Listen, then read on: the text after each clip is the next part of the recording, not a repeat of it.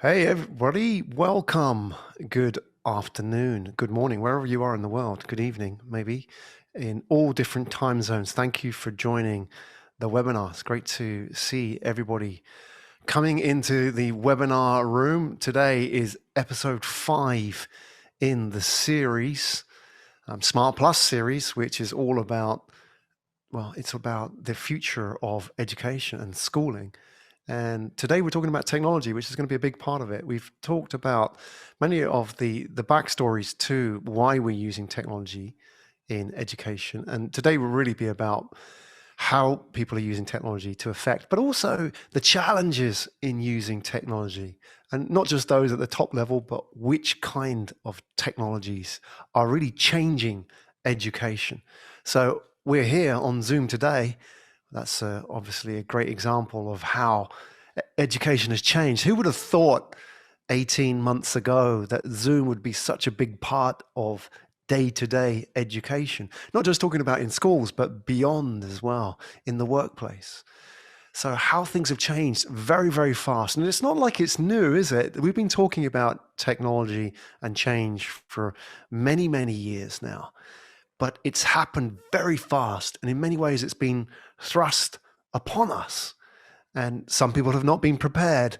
Some people have been more agile, as they say in the industry. And often it's the younger people who have been the most adept and agile in this situation. And it's the older generations who are playing catch up. So today really is about leveling the playing field, about understanding the technology trends and how it's impacting education and what we can do, whether we are students, educators, or people involved in this space. So my name's Graham Brown. Thank you for joining me today. I'll be your guide for the next 50 minutes, and I will be fielding your questions. So if you have questions, feel free to pop them in the chat box. We'll talk about that in a minute. But first, this is what I want you to do. There's a chat icon down there.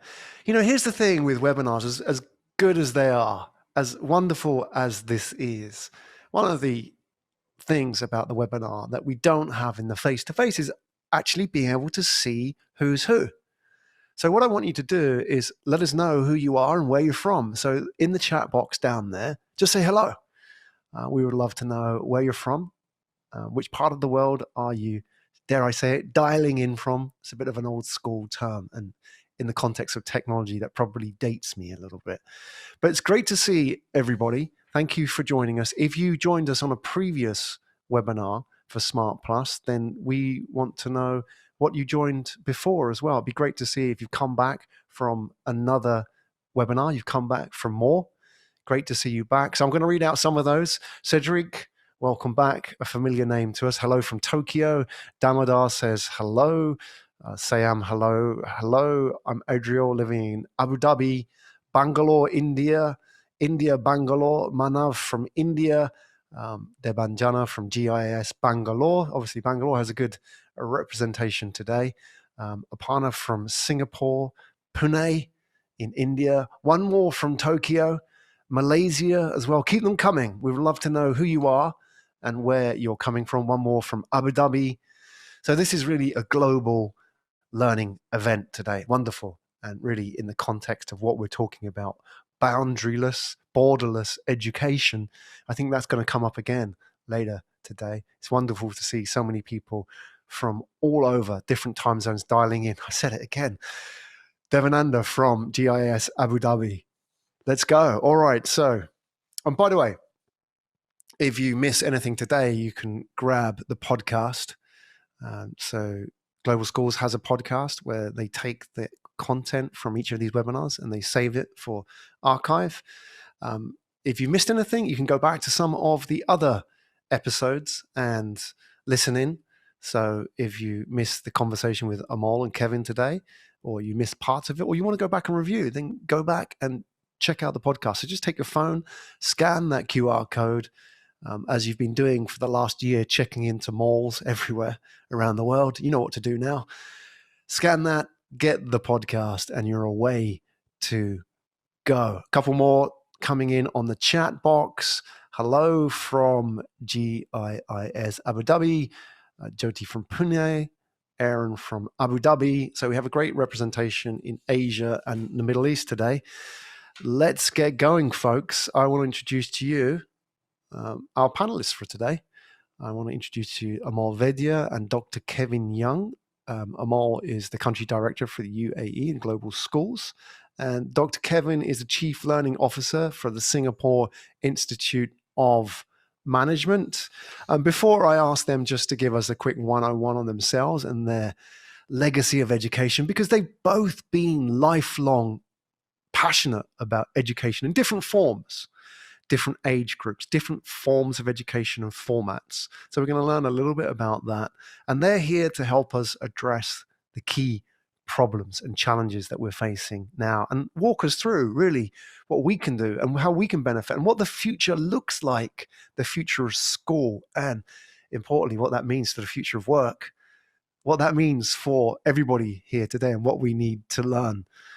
So, but before we get started, let's ask you, the audience, for your input. We're going to ask you about technology. Which technologies do you think are going to impact education the most in the next 10 years? So what's going to happen is it's going to come up on the screen. There's a long list, so I'll read these.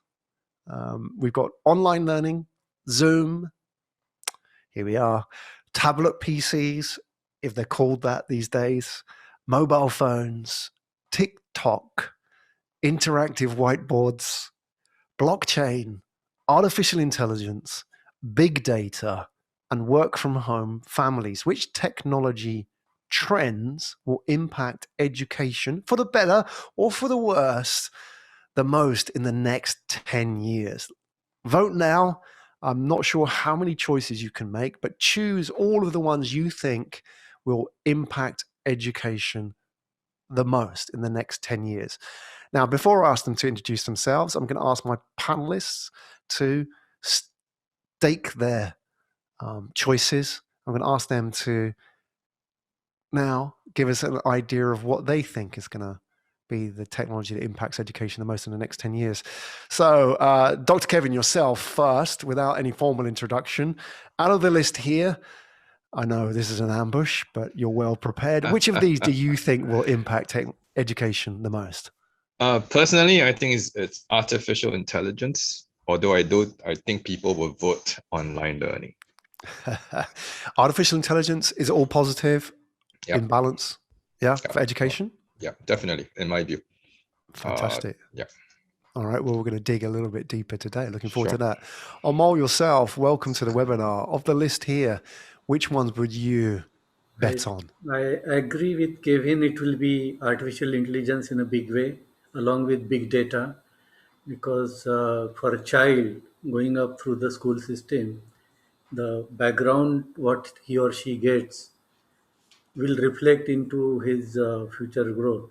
So AI plus big data plus work from home, a combination of technologies like Zoom and work from home.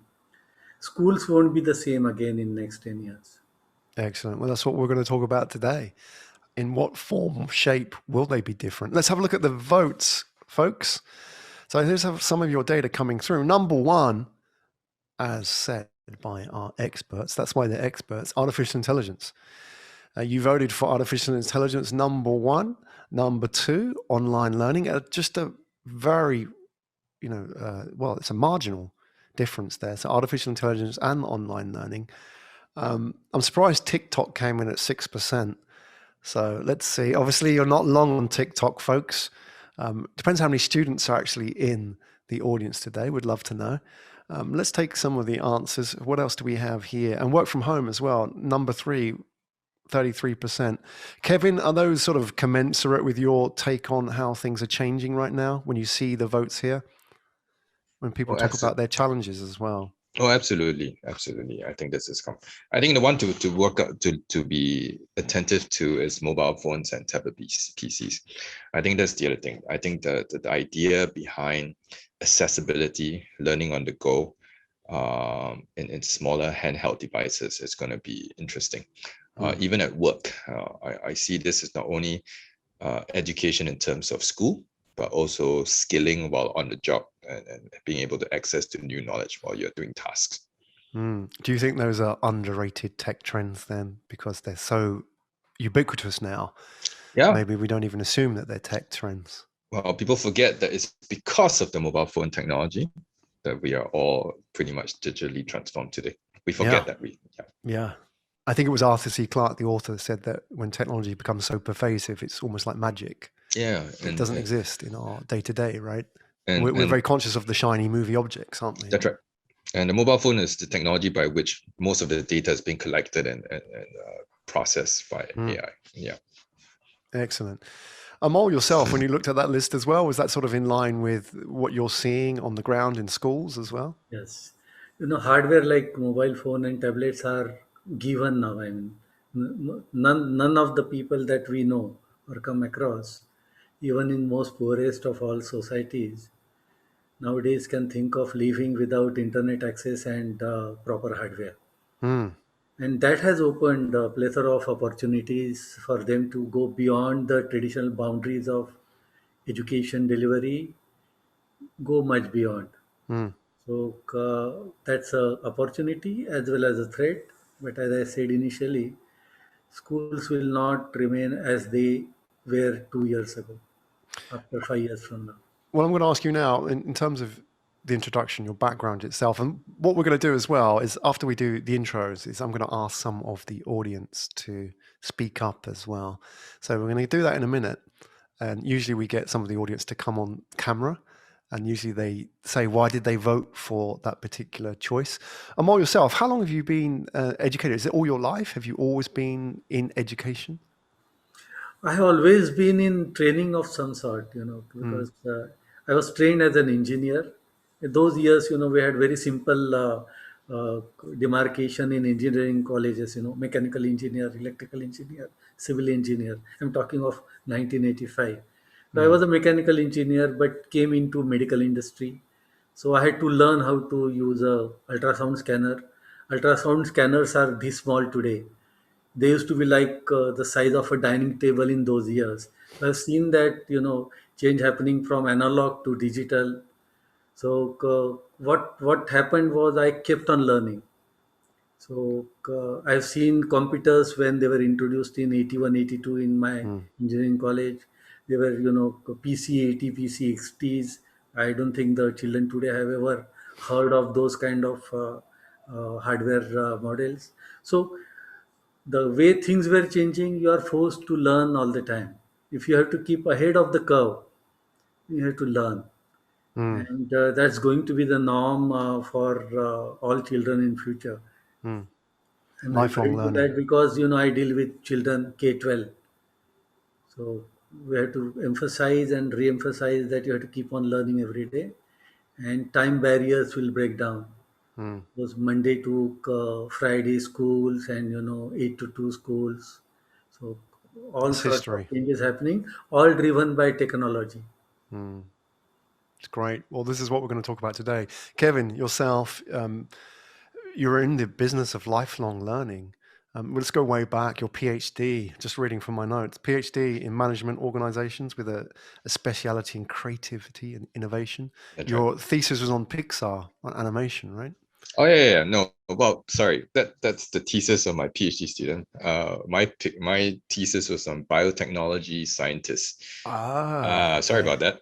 That's fine. It's fine. But I know you're very much focused on. You're a man of many interests and disciplines. Yeah.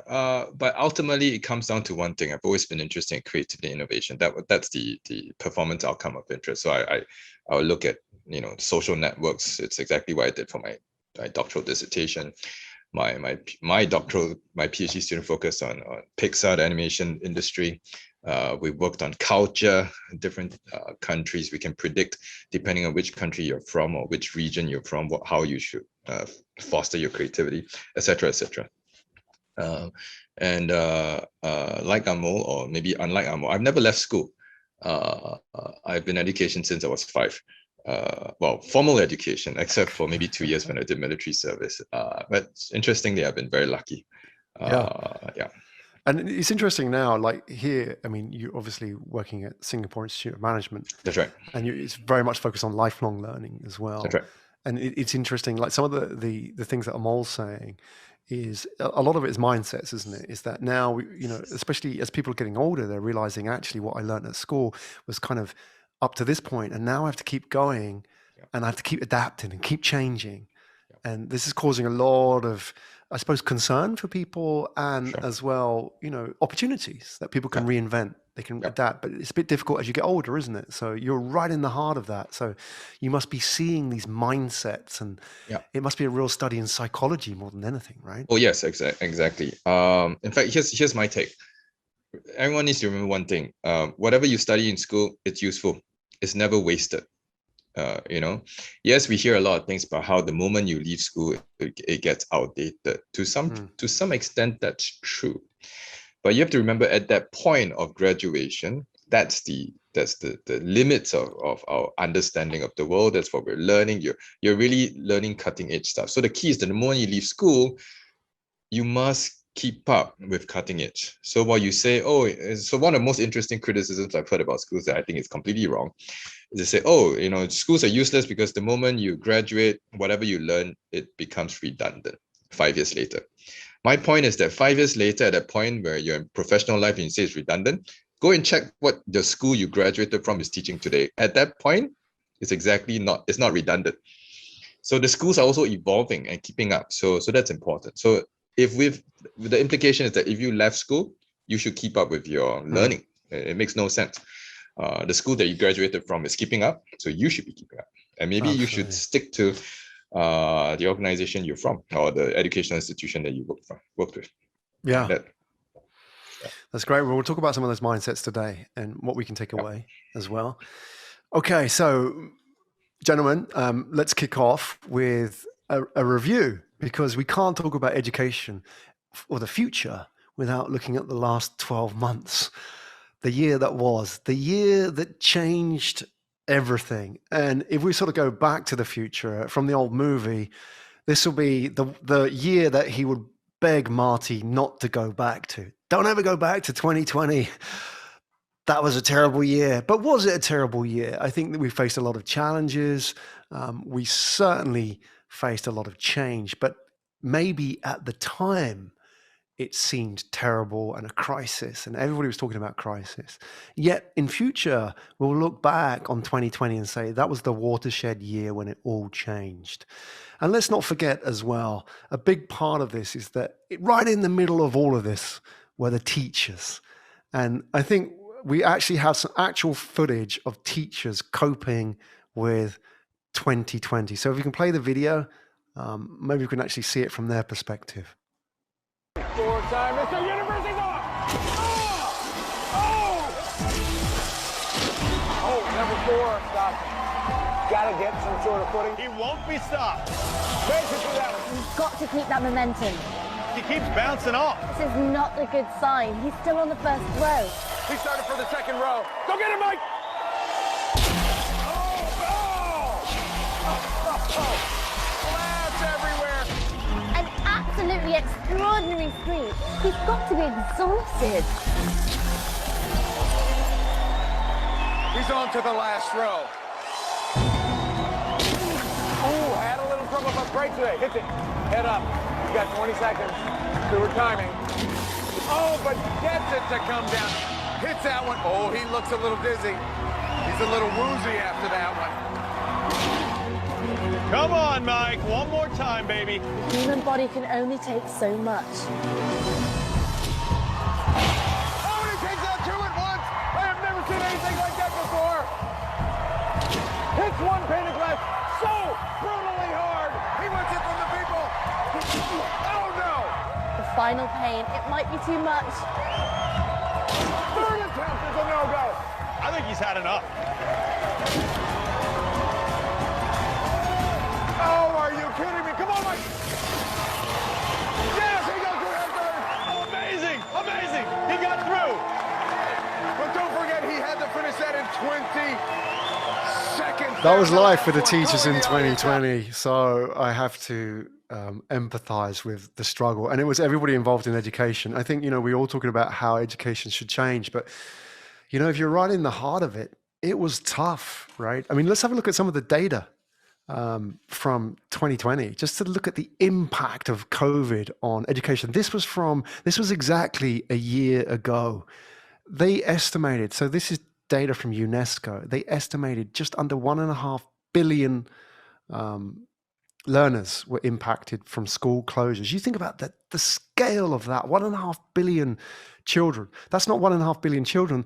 That's what, 3 or 4 billion people in total, because all the adults were impacted by that as well. So think about how we had to cope with all of that and reasonably, and survive the rest of that. And we can see the impact of COVID on education as well. So this is data from America. If we look at the next slide as well, coming up here, this is from RIT tests, which are, so this is data provided by the Brookings Institute, and they have provided data on what the differences were from typical years in mathematics and reading according to grades, and then what the projected outcomes would have been in the US for that year, based on the fact that a lot of their education was disrupted.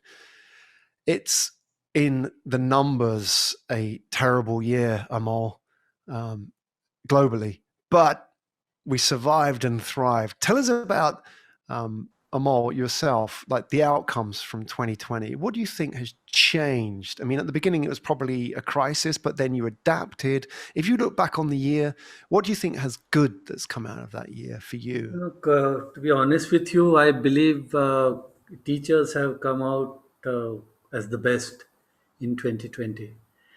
Many of them were not prepared, but they took it on the chin smilingly and, made the most of it. And they delivered. You are showing a slide of highlighting the learning gaps, the gap in the learning of a child, which is created due to disruption in the routine education or learning process.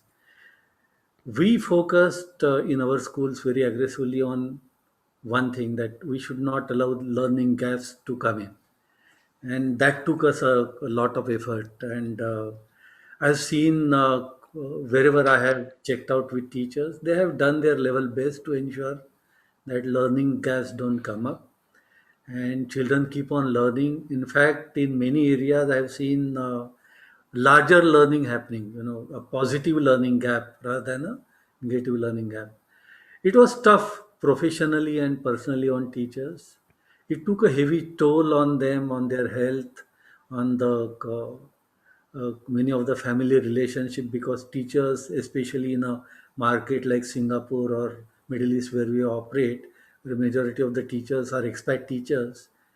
They were stranded away from their families back home. It took a toll, but I think parents have realized that teachers do a wonderful job in the school, and their children are in safe hands with the teachers. So it has been a lot of plus plus plus for the teachers and the families. The bond has increased between the school and the teachers and the families, though it has taken a personal toll on their health and social connect.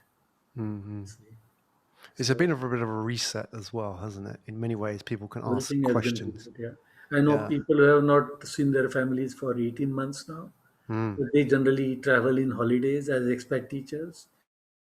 And the holidays were all spent indoors, quarantine. So, It's tough, but let's see what good came out of it. Kevin, yourself, if you look back on the year, I mean, Mol's talking about a lot of the challenges people have faced, and we've all had a very tough 12 months, and we can see the impact on education.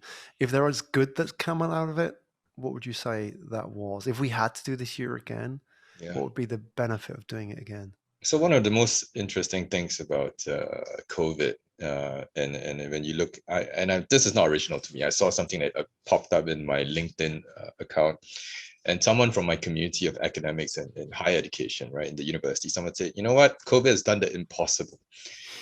And what's that impossible thing? Is COVID has gotten university professors and academics to get online and teach online. and I think that's a good thing. And in building on Amol's point, I think this COVID also reinforces how important and amazing teachers are. Non-university teachers, I'm talking about high school, primary school, non-higher ed. And that was one of the things I observed alongside this statement that COVID has done the impossible and gotten academics online, because academics was some of the last people to get online. And the primary schools, the secondary schools, the international schools got online way faster. And it's amazing. And it's impressive. As I've always known, I think it's a lot more difficult to be a teacher in high school, primary school, and then in higher education. And it's remarkable. Yeah. And so that's great. I think that's one of the good things about COVID. It's gotten people to understand the importance of digital. The other thing that kind of reminds me is the human condition. COVID has shown us that we can change, we can evolve, we can learn. When push comes to shove, when there's a necessary, we talk about necessity is the mother of invention. Perhaps you can say necessity is the mother of learning. And that's one of the great things. COVID showed that humans, regardless of age, regardless of culture, we're really, really good at learning when it's needed. Absolutely. And never to forget that as well. That's one of the things, isn't it, that I think has already been said today, is that, learning doesn't start when the classroom closes, right? So that's a key part of it as well. And how do you continue that learning journey, both outside of the classroom and outside of school, later in life? So that's a key part of it, isn't it? We've got some great comments coming in as well. So now I'll deal with the comments in a minute. We're going to talk about technologies as well and how technologies is changing education. I wouldn't talk about school necessarily, but education, the broader aspect, because, school, will change and will be redefined, as Amol said. And so we have to think about the wider education piece as well. I want to bring in some of the participants now. We've got over 100, which is amazing. It's our best turnout on this webinar. And it's great to see such a good turnout. Obviously, this is a subject that was of interest to a lot of people here today. All right, let's do this then. If you voted for artificial intelligence, what was the number 2 choice that we had again? Online learning. If you voted for artificial intelligence or online learning in the poll, this is what I want you to do is down at the bottom, you've got an option to put your hands up. Put your hands up. So I think we had about 60% of people vote for artificial intelligence, 63% or 62% voted for online learning. So if you voted for those, put your hands up. It's great to see. Just want to know who voted for that. So we'll see all the hands up. Fantastic. And this is what we're going to do. Put your hands up. Keep your hands up, because now we're going to spin the magic spotlight and then pick out one of the attendees who still has their hand up. So this is what I want you to do. If you have your hand up and you want to be on for 30 seconds, just to get your video and your audio on, just to say why you voted for that choice and to get some media airtime, great for your CV, keep your hand up. I see, if you're a little bit scared, put your hand down. But if you want a little bit of experience, put your hand up. We'll be very kind with you. Keep your hand up. Keep your hand up. You've got to have a microphone and you've got to have a video ready. You don't have to have a professional mic like this, by the way. So ready, let's choose. I'm just going to pick the first one here, Arbab Zaidi. So if I can get my engineer to get Arbab in, it would be interesting to know who that person is, maybe a familiar name. So engineer, let's get Arbab in, and we're going to ask them a couple of questions about technology. And let's see if they're coming in. Maybe a little bit of a delay, or maybe we'd put their hands down. Naga, let's do Naga Shri Rama Mahatim. I can't read, it's too long, the name. Oh, we've got Arbab in. We're going to do Naga next then. Is Arbab in? Excellent, well done. We'll do Naga next. So Arbab, welcome to the webinar. Great to have you. Let's get your video and your audio on so we can talk to you. So we can know. Hello, Arbab. Hello. Hello there. Where are you? Are you a student, Arbab? Yes, I'm a student. How old are you? I'm 15. 15. Excellent. Same age as my son. And where are you in the world, Arbab? I'm in Abu Dhabi. Looks like you're in your bedroom as well. That's the wonderful thing about technology. So are you at Amol school? Yes. Okay. Excellent. Good. So what did you vote for on the technology quiz? I voted for artificial intelligence. How do you think it's going to impact education in the next 10 years? I have been studying about it, and it's been really useful for me. I didn't know much of information in before, but now I know a lot of coding, and I've created many games. But I need to get a bit more information how to launch them. Maybe I'll get famous in future for them. But it has helped me a lot. Excellent. Well, everybody know it all started here. Arbab's first pitch for his games. Have you published anything yet? No, it's still on a working process. I need like a partner for a bit of graphics. Okay. Put Then the I shout can out start. today. Do we have anybody here today? Put their hand up. Contact Arbab, please. Arbab, wonderful. Thanks for joining us. Let's get Naga in. Great to see you. Let's try Naga and see if we can get Naga in on the video and the audio. Let's try that. And thank you very much, Arbab. We'll see you soon. We've got a Naga coming. Hello, Naga. Hello. Hello there. Are you a student? Yes, I am. How old are you, Naga? I'm 10. You're 10. And where are you in the world? Malaysia. Malaysia, Kuala Lumpur? Yes. Excellent. And what did you vote for in the technology quiz? I voted for both artificial intelligence and online learning. Yeah. In your household, have you been the most adapted to online learning? Do you think that you Yes. are better than your parents? My son is. Not necessarily better. I mean, my dad is the best IT expert in the house, but I'm the second best. Deputy. Okay. Was it quite disruptive at the beginning of COVID for you? When like schools and, I imagine it was quite crazy, wasn't it? Having to adapt. It wasn't that nice. Yeah. But you got pretty good at it though, I suppose, in time, didn't you? Used to it. I did get used to it. Excellent. Naga, thank you very much for joining us. Wonderful to have you here. I think you're probably the youngest panelist we've ever had on this webinar. So well done to you. Oh no, we had Lakshmi, I think, last week. So that was pretty cool. Naga, take care. Thank you very much for joining us on the webinar. You. Great to have you here. We've heard some different stories there. I mean, it's very typical. It's great that I love it that they are 10 and 15 and they just easily jump on the webinar. No fear whatsoever. What does that say about Generation Alpha? Amol, do we call them Generation Alpha? They are 10 to 15 year old. Yes. And technology. What are you seeing in the classroom from that age group and how they use tech? I have seen in last 1 year and a few months prior to that, when we were training them on hardware and technologies, they are very natural with the devices.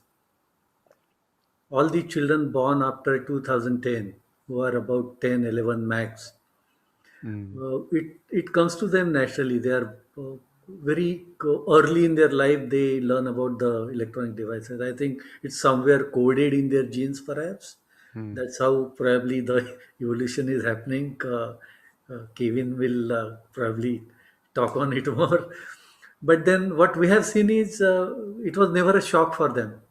They just seamlessly came into online learning, and that's something very creditable as well as alarming, because they are creating footprint on the web, and AI will track them, and they are getting tracked from very early age. So I think that is where a lot of education and learning will have to be delivered on how to manage your own tracks and evidences that you create on the digital mechanism which is all around you, driven by This is a new area, right? Completely for us, brave new world. education. I maintain repeatedly in my conversation with teachers and parents is changed dramatically in last 12 months, and many things will unfold in the coming years. Kevin, is there a danger that with technology that the most fearless users and probably the most innovative are the ones who are 10, 11, 12, 13, 14, etc. The next generation, yet it's, dare I say it, the old guys who are determining. This is an age-old innovation problem, isn't it? How do you balance that? Is that, when we look at technology, we see it through the lens of what we're used to. And yet young people look at it and say, why not? Why can't we do it like that? You must have seen this in many different areas of innovation and technology. How do we deal with that? It's the same problem. Ask any parent in any generation, they'll say exactly the same thing about how the younger generation is just smarter and scarier. And so when we were 10, we scared the hell out of our parents. And today we get freaked out by our 10-year-olds. And when our 10-year-olds become 40, 50 years, they'll be freaked out by their 10-year-olds. And so on and so on. So that's the first print, the context in which I think about this. About what this tells me, and I've seen this a lot in both practice and research.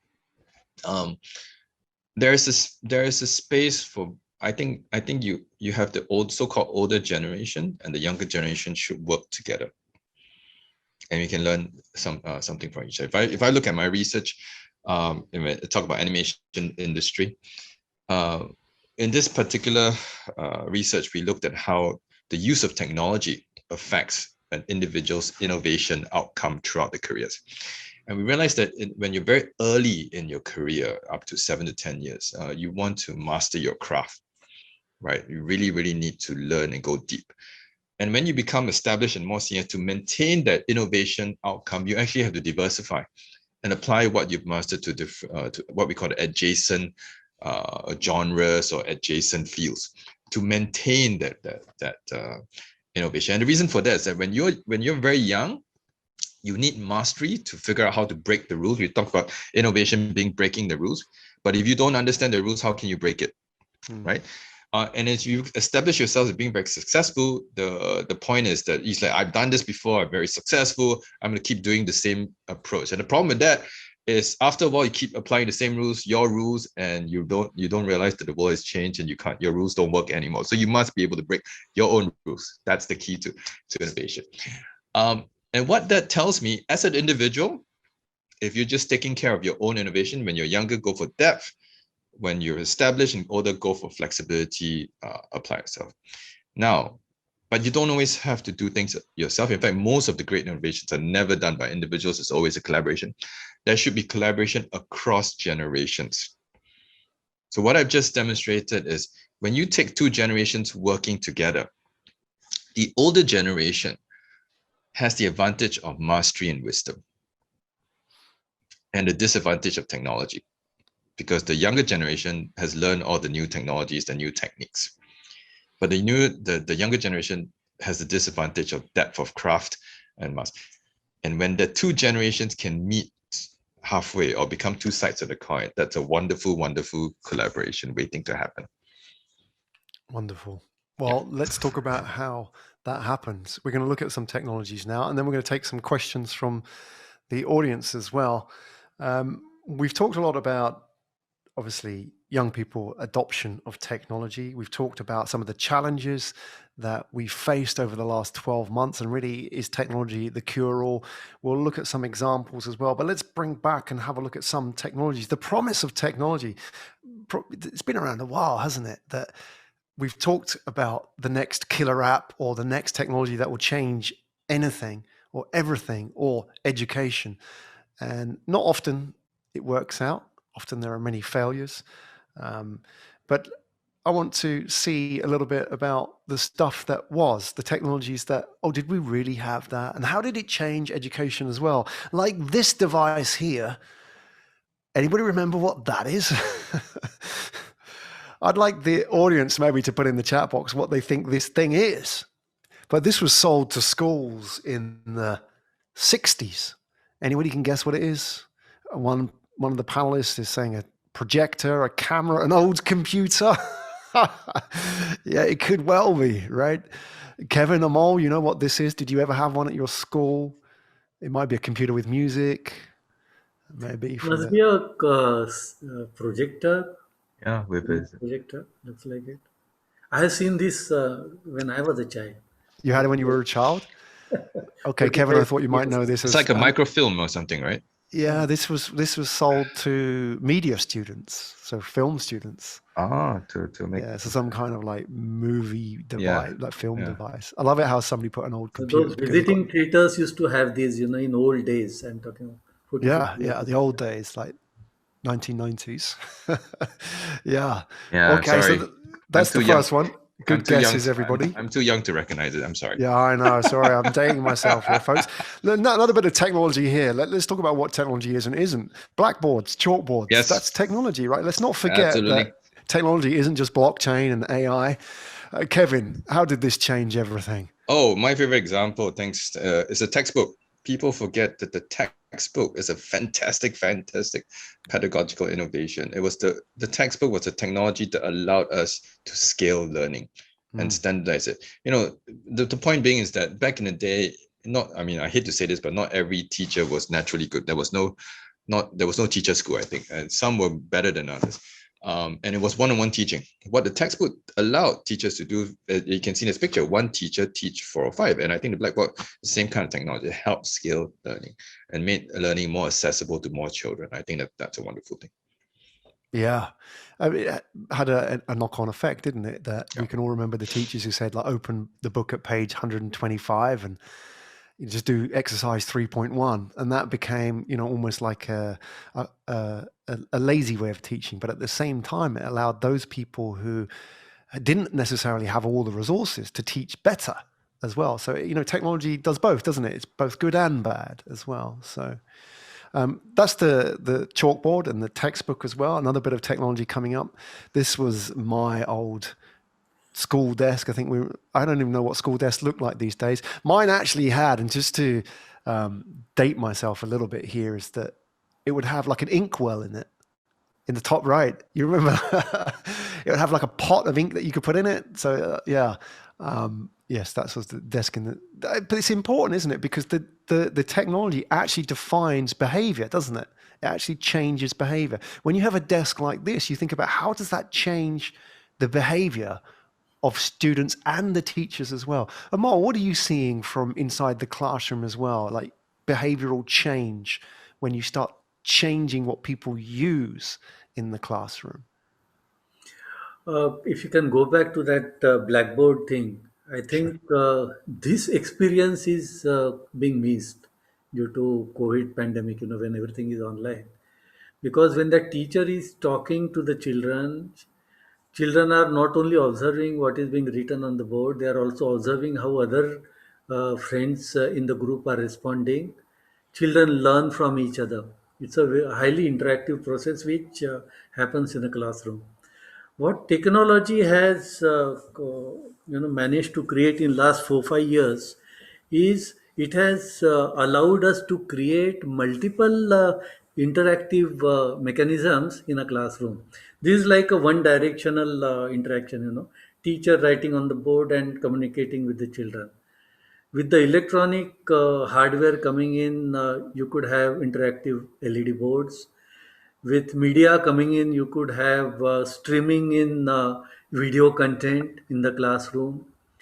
With robotics and makerspace kind of things coming in, all technology related things, you could have experiments actually happening virtually in the classroom or physically in the classroom, not necessarily in the laboratory. So when I look at a modern classroom, a physical classroom which is modern in nature, I'm looking at 5 things. I have a teacher emoting and talking to the children. I have the teacher writing on the blackboard or the whiteboard. I have an interactive display on which some video content is streaming in.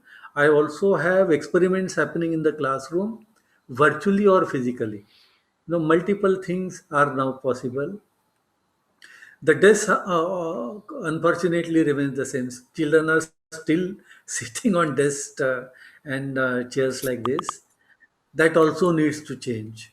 And if the entire thing goes blended, some physical, some virtual, again, many more things will come in. So, What do you think the yes, future desk would look like in a school? it could be your bunk bed, to be honest, with A your bunk bed? yeah, tablet, or maybe a swing or a relaxing chair with tablet in your lap and wireless microphone and earbuds, and you could be interacting virtually with your friends while listening to the classroom on another device in your left hand. it could be all kinds of things. And going to the school to basically to socially connect with your friends Mm, and take some lessons face to face, or maybe work in the laboratory mm. physically. So all kinds of things will happen in near future. How would that change, for example, how is technology changing the way that students are involved in the learning process now? Because if you go back to the blackboard example, it was very passive, wasn't it? That this was education as I knew it. And many people have known it for hundreds of years. It was very passive. We just absorbed information and we repeated it. And the teacher had to know all the information as well. And that's why we had to have It is much textbooks. more than that, Graham. Because what's happening is, over the years due to technology, attention span is reducing. Mm, What this blackboard permits is what was written 5 minutes ago or 10 minutes ago is still on the board.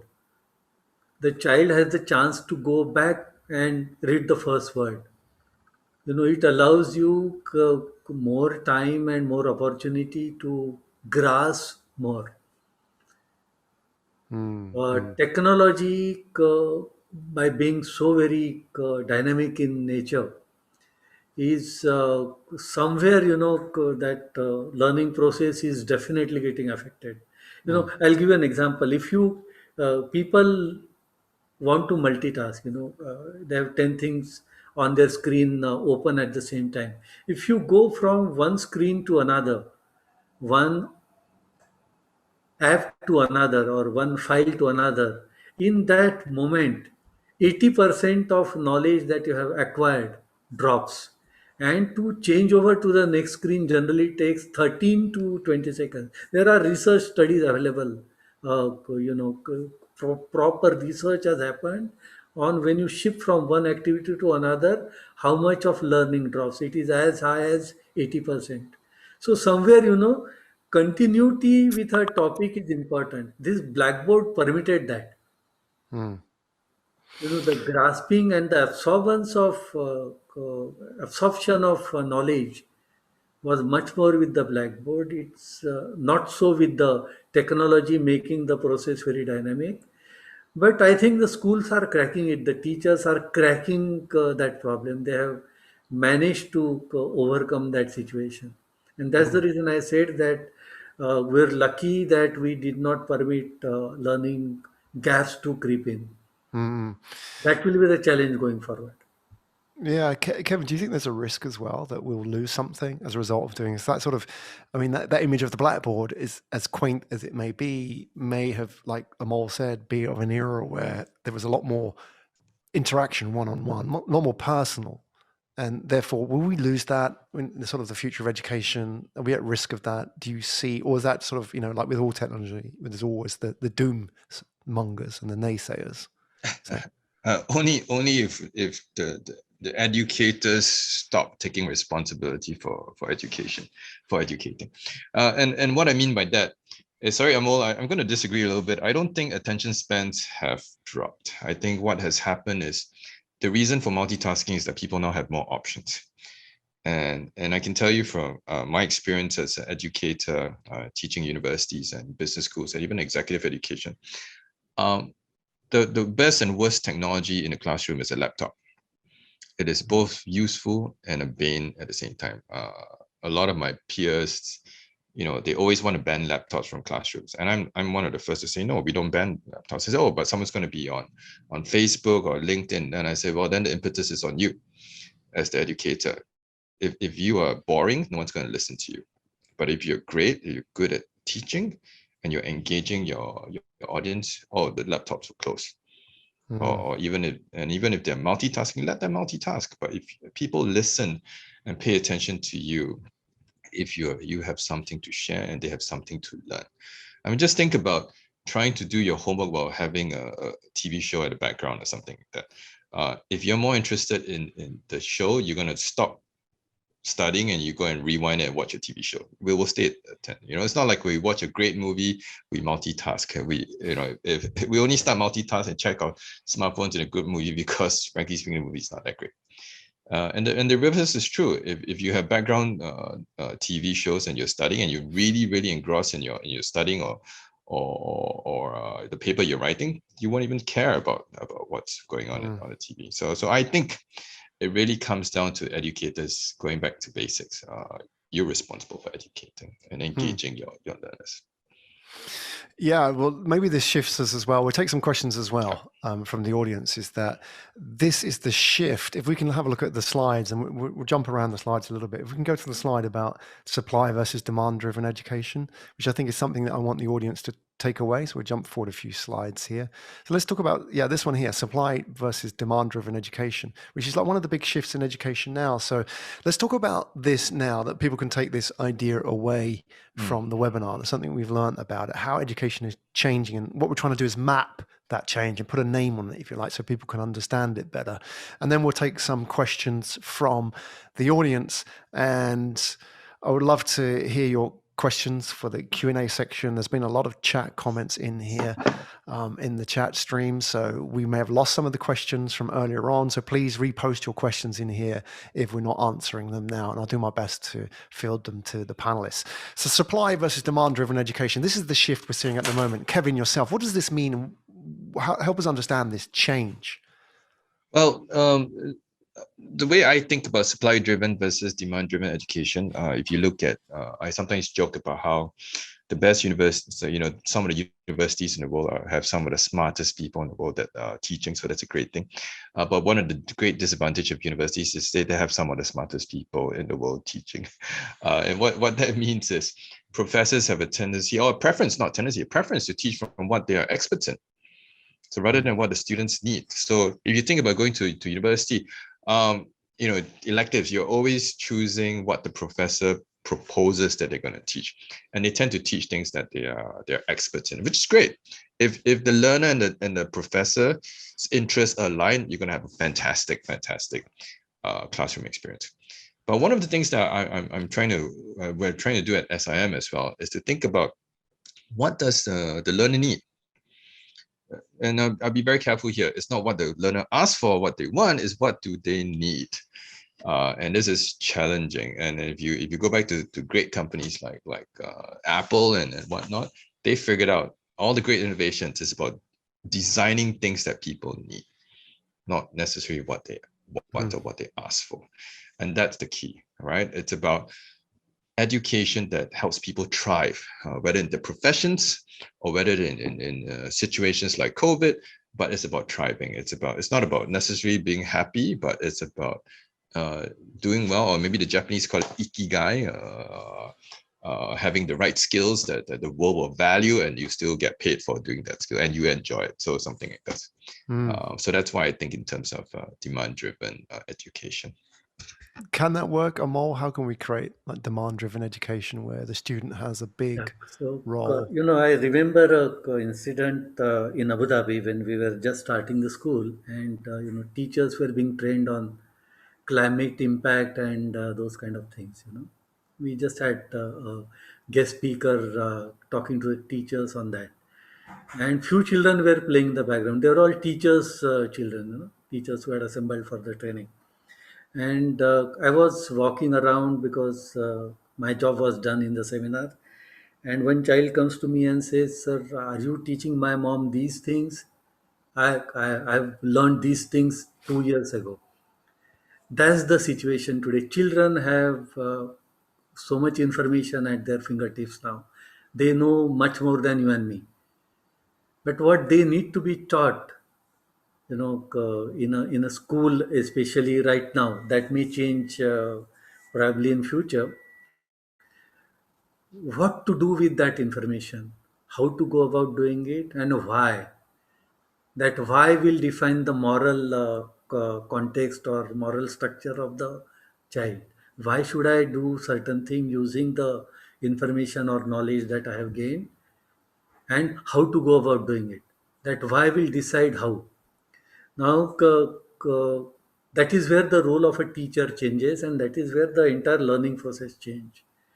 The child will demand now why I should be taught mathematics in this particular manner, why I should be, looking at chemical processes, organic chemistry, or even languages. So having the information with them, they will go and search for what to do with that information, how to go about doing it. So it will be demand driven in that aspect.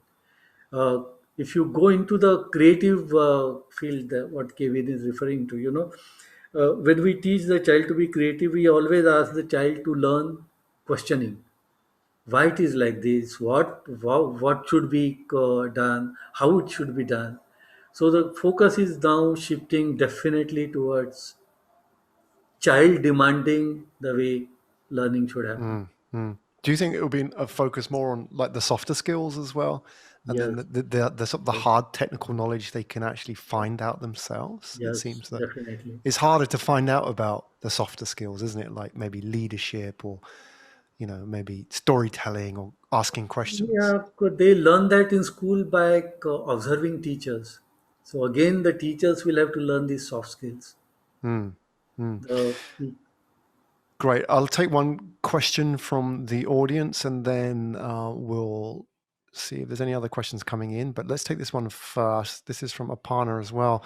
I'm asking about how to, I suppose the question is how to teach in a distracted world, right? So I'll read, this is sort of relating to what Kevin was talking about as well. How can parents encourage or train kids, especially 11 to 15, in a world, sorry, there's a lot of questions coming in the online class, as opposed to getting distracted with YouTube or chatting with friends.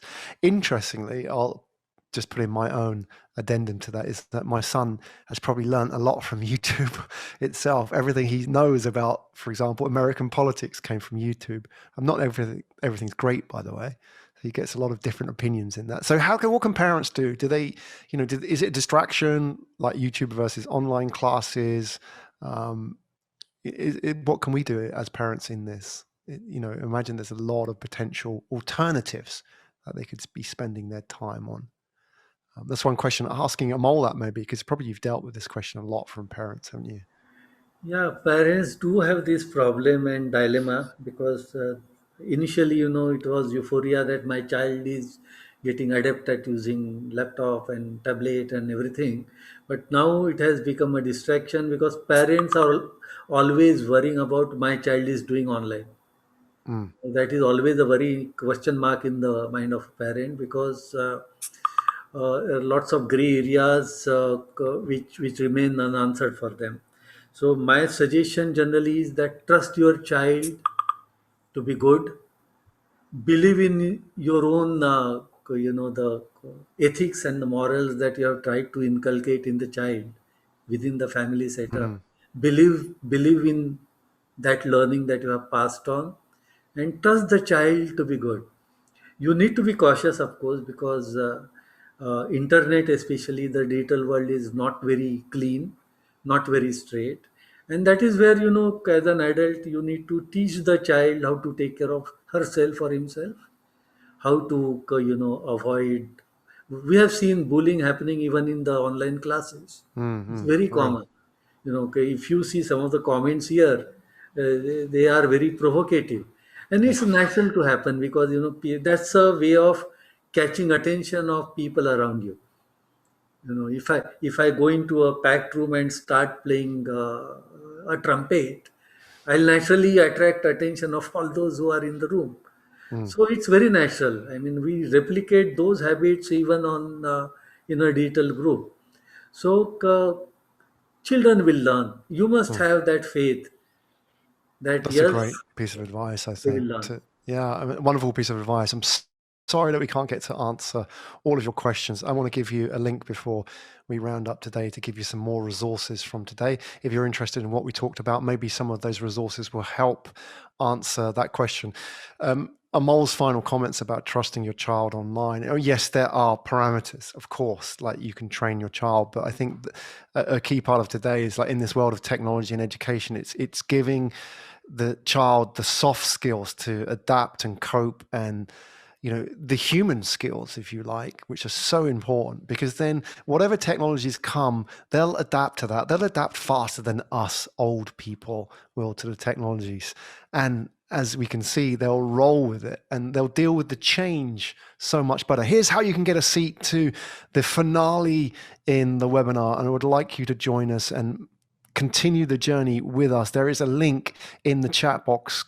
So go and grab that link and register yourself. We had 125 people in the webinar today. It's wonderful. We had lots of comments. Interesting to see that chat box very active. Not all great comments, by the way, but there you go. I think it was a good lesson in point about how young people use technology in a very real application right in front of our eyes. So wonderful that everybody contributed as well, and great to see those students who came on the camera as well and shared their thoughts and their opinions with us. Join us for episode 6, folks. We're looking forward to having you on the show, having you back and continuing this journey with us. I'd like to say a special thanks to our panelists and the great insights, Amol Vaidya from the Middle East and Dr. Kevyn Yong from Singapore. Really enjoyed your thoughts as well. I think it was a good session. I think that it's in balance, positive. I think we're positive on technology used properly with good guidance, and trust is important. And there is going to be a focus on those softer skills that develop students as better human beings, and the technical knowledge, maybe they can seek out, and they probably already know this stuff already. So hopefully there was some good advice in there for you all today, in whatever form and interest you come with, and looking forward to seeing you all in part 6 in this webinar series. Thank you very much for your attention today. It's an hour. We're done, folks. Have yourself a wonderful afternoon. I hope you enjoyed the webinar. We'll see you soon.